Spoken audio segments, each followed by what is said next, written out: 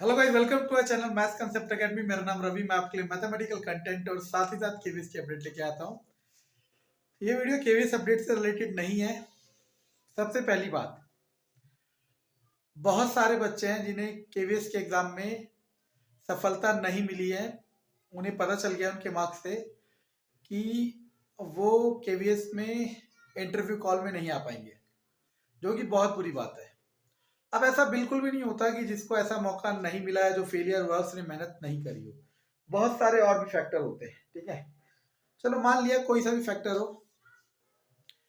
अब आपके सामने मैं आपको पहले भी बता चुका था कि DSSB की इस साल 2023 में रिक्रूटमेंट केवीएस DSSB PRT की रिक्रूटमेंट डेफिनेटली आने वाली है और आपको मई जून तक आपको मिल जाएगा एडवर्टाइजमेंट। हो सकता है उससे पहले भी मिल जाए, ठीक है। तो अब जिन बच्चों का सिलेक्शन नहीं हुआ, वैसे तो जिनका केवीएस में भी सिलेक्शन हुआ है वो भी DSSB को नहीं छोड़ेंगे। जो दिल्ली में रहते हैं, दिल्ली के आसपास रहते हैं, कहीं पे भी रहते हैं, ठीक है। DSSB को कोई नहीं छोड़ता, ठीक है। केवीएस से रिजाइन देके भी DSSB ज्वाइन कर लेते हैं, क्योंकि वो वहाँ एडवांटेज ज़्यादा है। वहाँ मेडिकल फैसिलिटी बहुत अच्छी है। आपको यहाँ केवीएस में इतना मेडिकल फैसिलिटी नहीं है, वगैरह वगैरह और भी बहुत सारी चीज़ें। सबसे बड़ी बात यह कि जहाँ आपकी ज्वाइनिंग होगी वहीं आपका रिटायरमेंट होगा। है ही कितना, आसपास 30 40 50 किलोमीटर में ट्रांसफर होगा, अगर हुआ तो, ठीक है। तो आपको कुछ चीजें फॉलो करनी है। अब आपको पता है, मैंने कहा था ना, बिजनेसमैन क्या करेंगे, उन्हें फर्क नहीं पड़ता आपका हो ना हो, वो चाहते हैं बस कमाना। अब DSSB के बहुत सारे कोर्स लॉन्च हो जाएंगे PRT के, लेकिन बहुत सारे, मुझे उससे कोई लेना देना नहीं है। बहुत सारे बच्चे जिन्होंने जिसका भी कोर्स लिया था, ठीक है ना, केवीएस PRT का, उन्हें पता चल चुका है कि ऐसा बिल्कुल भी नहीं होता कि कोई और आपको तैयारी करा दे। हाँ, कोर्स जब इफेक्टिव होता है जब आपने अपने लेवल पे प्रिपरेशन 100% कर लिया। अब आप कोर्स लेके ये देखना चाहते हो, या आप ये फील करना चाहते हो, आप ये इस चीज को देखना चाहते हो कि वो कितना एक्स्ट्रा करा सकते हैं। ऐसी कौन सी चीजें जो आपने नहीं की और उन्होंने करी। और पहले भी कहा था, इस बार फिर कह रहा हूं कि सबसे प्राइमरी टास्क होता है, सबसे पहला टास्क होता है कि आपने सिलेबस को पूरा करना। तो आप लोगों को पता है DSSB में सबसे बड़ी बात आपका मैथ्स आएगा। जो एसएससी का मैथ्स होता है वो आपके पास आएगा PRT में। और आपको ही पता है कि केवीएस PRT की अगर आपने तैयारी करी है तो आपने उस तरह की मैथ्स का प्रिपरेशन नहीं करा था, और इस बार तो बिल्कुल भी नहीं करना था, क्योंकि इस बार मैथ्स का लेवल आसान था, मतलब सिलेबस कम था केवीएस में PRT में। तो अगर आप DSSB PRT की तैयारी करना चाहते हो और सिलेक्शन पाना चाहते हो, अभी भी समय। केवीएस के टाइम पे भी ऐसी हुआ था, मैं पहले से बता रहा था कि रिक्रूटमेंट आने वाला है, लेकिन बच्चों ने यकीन नहीं किया। जब आ गया फिर उन्होंने कोर्स परचेज करना शुरू किया। कोई बात नहीं, कोर्स किसी का परचेज करो, वो कोई दिक्कत नहीं है, ठीक है ना।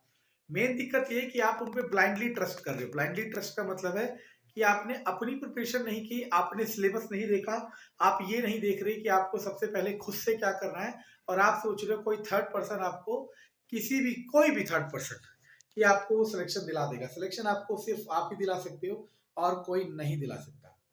तो आपको करना क्या चाहिए मेरे अकॉर्डिंग, सबसे पहली बात कि एसएससी की मैथ्स आती है तो DSSB PRT की अगर आप तैयारी करना चाहते हैं और डेफिनेटली सिलेक्शन लेना चाहते हैं, और ये उन लोगों के लिए खास कर वीडियो है जो केवीएस PRT में अच्छा परफॉर्म नहीं कर पाए। क्योंकि अगर वो DSSB PRT में अच्छा परफॉर्म कर पाए तो वो तब भी ओवरऑल सक्सेस कहलाएंगे केवीएस PRT की कंपैरेटिवली, ठीक है ना। चलो, सबसे पहली बात तो आपको एसएससी लेवल की मैथ्स की प्रिपरेशन करनी शुरू कर देनी चाहिए, नंबर 1। क्योंकि ये सबसे बड़ा ड्रॉबैक होता है। आपको बता दूं, DSSB PRT कईयों को तो ये हवा लगता है कि यार इसकी कट ऑफ हाई जाती है। इसकी कट ऑफ हाई इसलिए जाती है क्योंकि जो लोग एसएससी सीजीएल की तैयारी कर रहे हैं, जो लोग बैंकिंग की तैयारी कर रहे हैं, आपको पता है टीचिंग कोर्स करना बहुत आसान काम है, कोई भी कर सकता है कहीं से भी, ठीक है ना। तो टीचिंग कोर्स कर लेते हैं वो पैरेलली, और फिर वो बैंकिंग एसएससी की तैयारी कर ही रहे हैं, मतलब उनका मैथ्स रीजनिंग अल्ट्रा स्ट्रांग हो चुका होता है, और वो लोग 20-20 40 नंबर में आपको बहुत पीछे कर देते हैं। मतलब वो मैथ्स रीजनिंग में पूरे नंबर उठा लेते हैं। रीजनिंग में आप भी पूरे उठा सकते हो, लेकिन मैथ्स में उनके बराबर नहीं उठा सकते। तो आपको सबसे पहला प्राइमरी टास्क आज से शुरू करना है, अगर आप DSSB PRT की तैयारी करना चाहते हो तो। सबसे पहला टास्क क्या, आपको मैथमेटिक्स एसएससी लेवल की तैयार करनी है अपने आप से।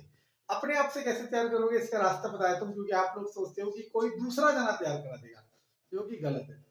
आपको करना क्या है, कोई भी बुक, बहुत सारी बुक है जो हर स्टेट में हर जगह अपनी अपनी बुक है, कोई सी भी बुक लो, सिंपल सी बुक जिसमें मैथ्स के सारे टॉपिक हो, एसएससी वाले, ठीक है, और बिल्कुल सिंपल लैंग्वेज में, ठीक है, कोई सी भी बुक, ठीक है, वो लो और उससे एक एक करके सारे चैप्टर कर लो। हम जानते हैं आर एस अग्रवाल होता है क्वांटिटेटिव एप्टीट्यूड का, आर एस अग्रवाल, ठीक है ना, वो कर लो, उसे मल्टीपल टाइम्स कर लो। इसके बाद क्या करना है, इसके बाद आपको फिर एसएससी के क्वेश्चंस लगाने चैप्टर वाइज। आप चाहो तो चैनल में सारा कंटेंट पड़ा हुआ है, और मैं बहुत जल्द D triple S B PRT के लिए मैथ्स के लिए चैनल में डेली वीडियो लाया करूंगा। हालांकि मुझे पता है कोई नहीं देखता इसलिए बंद कर देता हूं, लेकिन फिर भी मैं शुरुआत करूंगा और वो शुरुआत अंत तक जाएगी अगर आप लोग साथ देंगे, और साथ नहीं देंगे तो शुरुआत वहीं खत्म हो जाएगी, जैसे बहुत सारी शुरुआत मैंने करी है, क्योंकि आप लोगों को आदत हो गई है बड़ी दुकान में से मिठाई खरीदने की, ठीक है।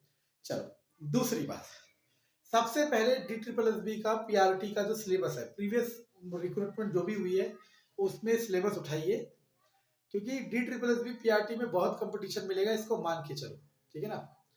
और ऐसा नहीं है कि आप लोग नहीं कर सकते, कर कोई भी सकता है, चाहे उसका केवीएस क्वालिफाई हुआ हो या ना हुआ, इससे कोई लेना देना नहीं है।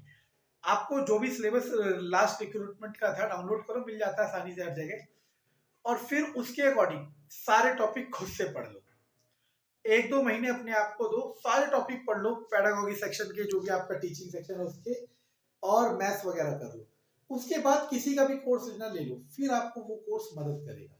लेकिन आप सोचते हो हम डे 1 से किसी का कोर्स ले ले और वो कहे ए फॉर एप्पल, आप भी कहो ए फॉर एप्पल, ऐसा नहीं होता।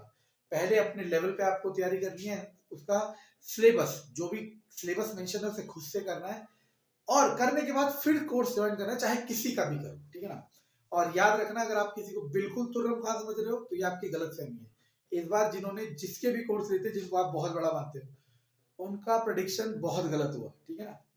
हम नहीं कहेंगे कुछ भी, लेकिन वो चीज अलग है, ठीक है। प्रेडिक्शन तो किसी का भी गलत हो सकता है, तभी तो उसे प्रेडिक्शन कहा जाता है। आपको तो प्रेडिक्शन पे नहीं चलना ना, क्योंकि डी ट्रिपल एस भी जा चुका है, सॉरी केवीएस पीआरटी जा चुका है, डी ट्रिपल एस भी पीआरटी आने वाला है। और याद रखना, इसके बाद फिर मौका नहीं। अगर आप डिफरेंट डिफरेंट स्टेट्स के हो तो वहां इंडिविजुअल मौका मिल सकता है, वैसे कोई मौका नहीं है, ठीक है ना। और याद रखना, हम लोग हमेशा ये सोचते हैं कि इसके बाद हर 6 महीने बाद हमें मौका मिलता रहे और हम किसी ना किसी एक मौके में क्वालिफाई कर पाएंगे, लेकिन ऐसा नहीं होता। मौका आपके हिसाब से नहीं आएगा, मौका अपने हिसाब से आएगा। आपको अपनी मेहनत से उस मौके को साकार करना है, ठीक है। इतना ही बताना चाहता था, धन्यवाद।